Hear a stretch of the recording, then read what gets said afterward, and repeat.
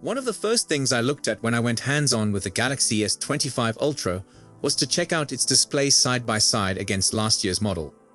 I wasn't as impressed by the Galaxy S24 Ultra compared to the previous models, largely because the panel itself didn't look quite as vivid. It didn't help either when I learned it was plagued by the mirror effect, which made everything look grainy when the display's brightness was dropped. Nowadays, the displays on the finest phones are mostly rated by how bright they get, and phone makers are continually attempting to improve on this. With the Galaxy S25 Ultra, Samsung again says that the display can attain a peak brightness of 2600 nits. That's an aggressive mark, but I've seen other absurd claims that exceed 3000 nits. For the S25 Ultra, it can't afford to have the same lackluster outcomes as last year's model. Here's what I found out after testing the display. As demonstrated, you'll see the breakdown of the S25 Ultra's display specs alongside the S24 Ultra and a handful of its primary rivals. You can see how 6.8 and 6.9 inches appeared to be the perfect spot for today's extremely premium phones, as well as 120 Hz rates that give them their fluid looks. Likewise, the resolution hasn't changed at all with the S25 Ultra, but it technically delivers a lower pixel density count because of how it's sporting a larger 6.9-inch display. I'm not too worried about resolution because QHD Plus packs enough detail at those screen sizes. What the specs don't show is how Samsung minimizes the bezels surrounding the S25 Ultra's display. It's a little thinner than what I see on the S25 Ultra, but it's more impressive when you consider how the S25 Ultra is narrower, thinner, and lighter.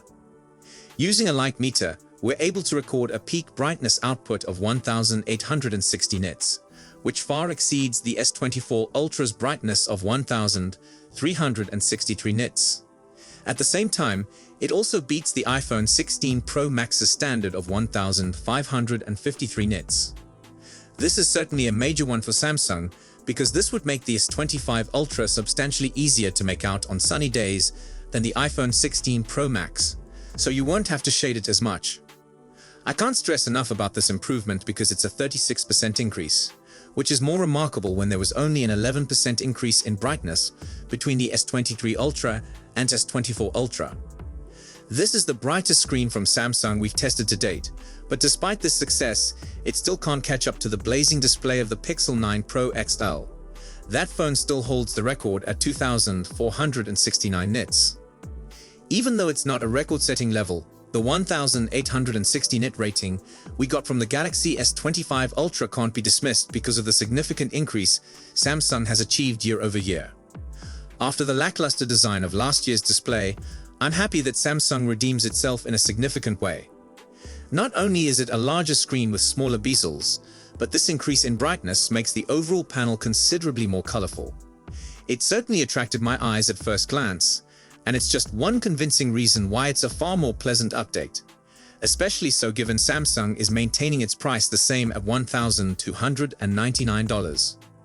While we have not yet had the opportunity to test the Galaxy S25 Ultra, we have preliminarily compared its processor, the Qualcomm Snapdragon 8 Elite, and the A18 Pro chip used in the iPhone 16 Pro Max.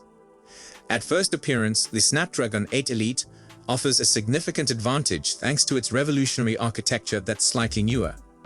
It has additional CPU cores with increased multi-core performance and a more powerful Adreno GPU.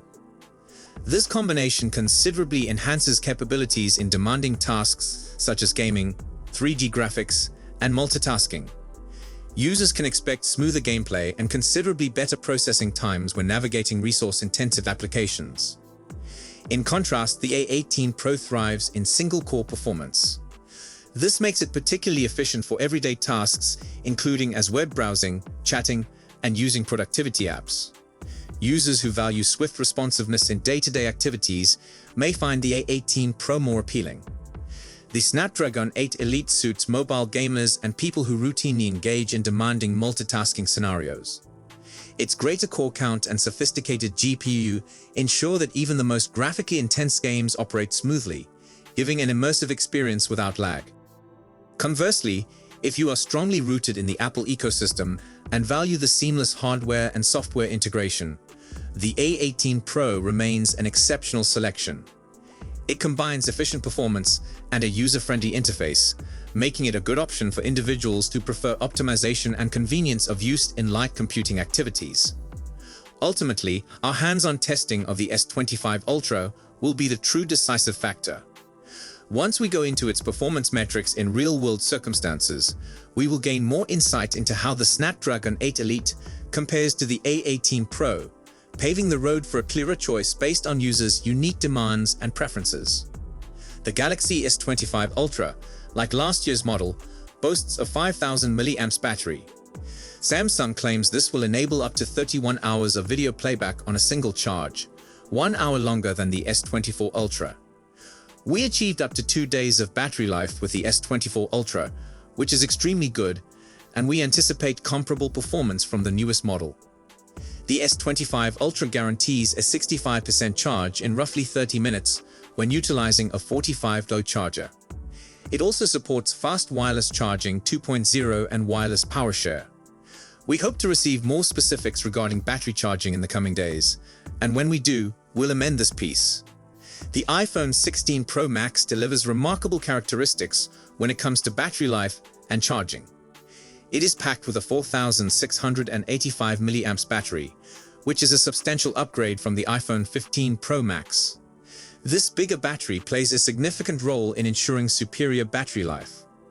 Apple claims that the gadget can give up to 33 hours of video playback and up to 105 hours of audio playback.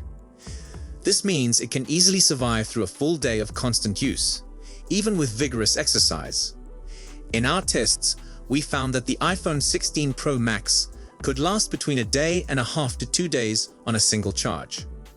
Regarding charging capabilities, the iPhone 16 Pro Max supports a maximum of 30 watt using a MagSafe charger.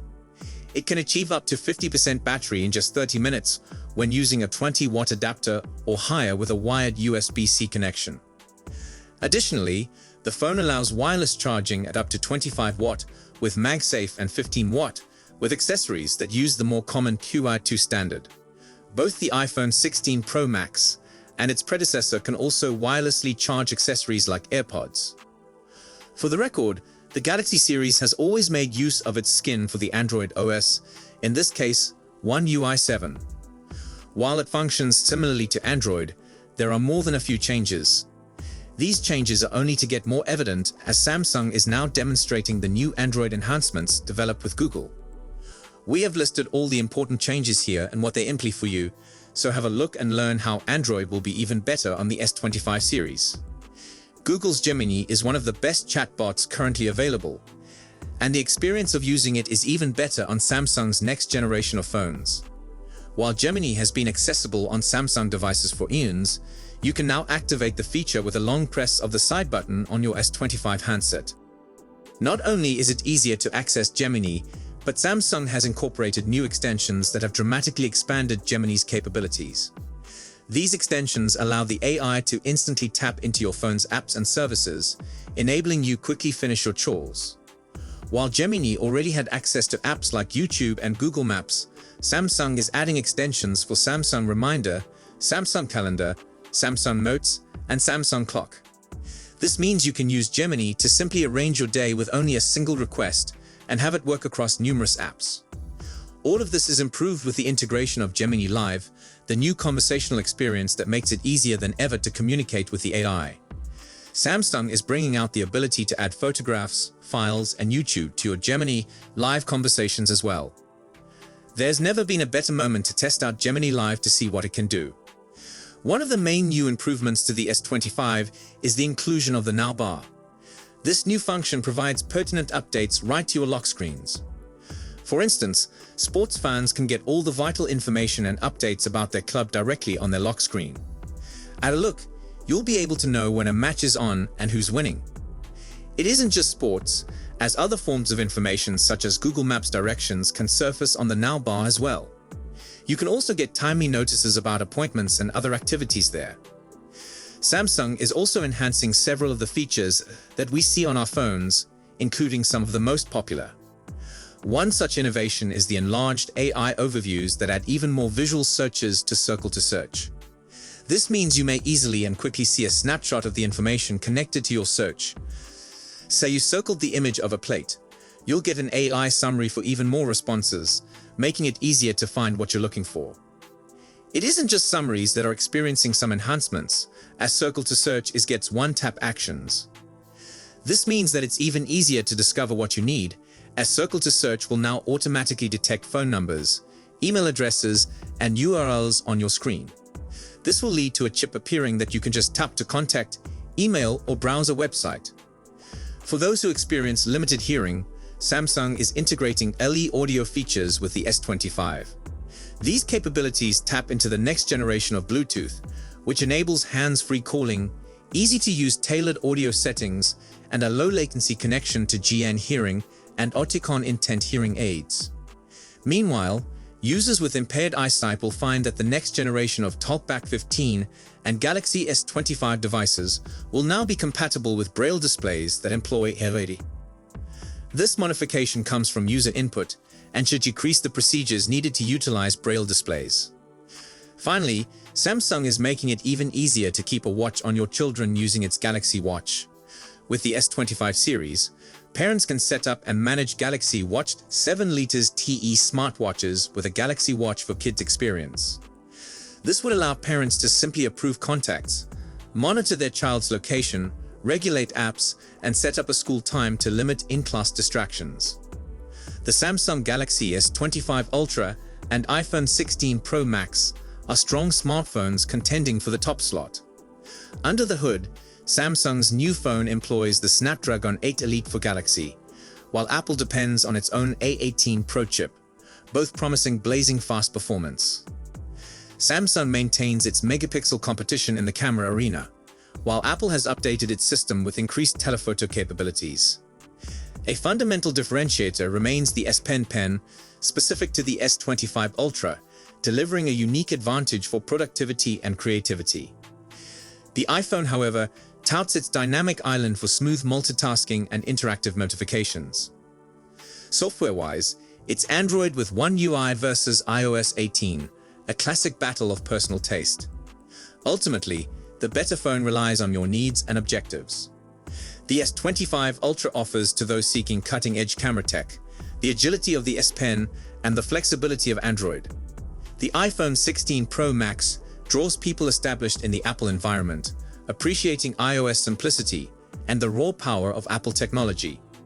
So share your thoughts in the comments section. See you in my next video. Goodbye.